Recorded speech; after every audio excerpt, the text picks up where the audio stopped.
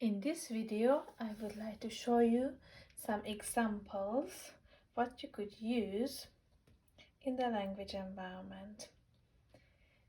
I would like to show a few examples for replicas.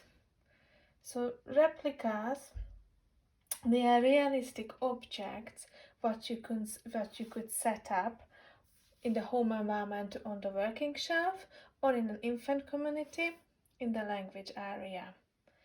So with replicas, those are those kind of objects what you can't bring into the classroom, or you might not have at home, but still you would like to introduce it to your child, creating a rich language environment and support the development of the language to your child from a very young age.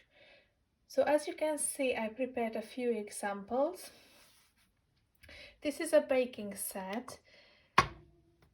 There could be debates if these are replicas or real objects, but also on the other hand, you could use it in the food preparation area because they are child-sized and they could work with these objects wonderfully.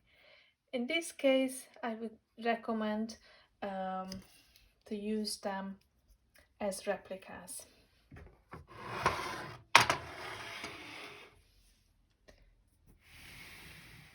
These are some other activities, some other objects what I use as replicas. But where could you buy these objects? So if you are in the UK, it's easy to get some of them from the store called The Range, or from Tiger, Poundland, or I got these sets from a garden center. In the US, you could find them from Walmart or at Target, and of course, we could order these replicas online. I would highly recommend to check Schleich, their homepage, their website, because they have really lovely replicas, very good quality. They look very realistic. So if you work with replicas, some ideas what I would like to share. For example, you could start with 3 objects as a set for a very young age, from 1 year old, let's say, and then you move on to 5 objects or even 8 objects later on. With language activities, we always work on the floor.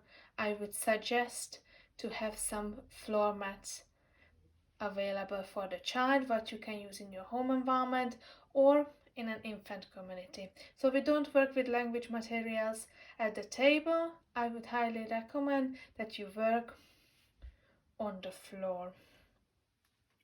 I wanted to show you 3 different sets, but as this example shows, we set up the activity on a tray or in a basket, and in your home environment you can have 2-3 different sets, and based on your observation you can change them regularly to keep it exciting. If you are excited, your child will be excited. The other tip what I would like to recommend, it's the classification. So you classify not only the cards what you use, not only the real objects, but also the replicas. So it could be insects, this could be farm animals, for example, or some different kind of birds. So everything what you would like to show to the child, but not necessarily you could bring them in to the classroom.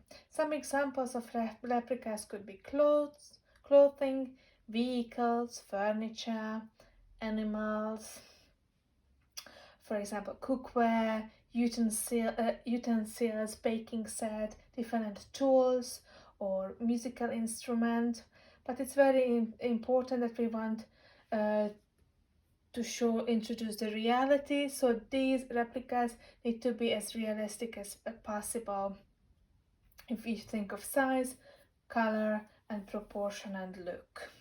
So my third tip would be the size. That the size is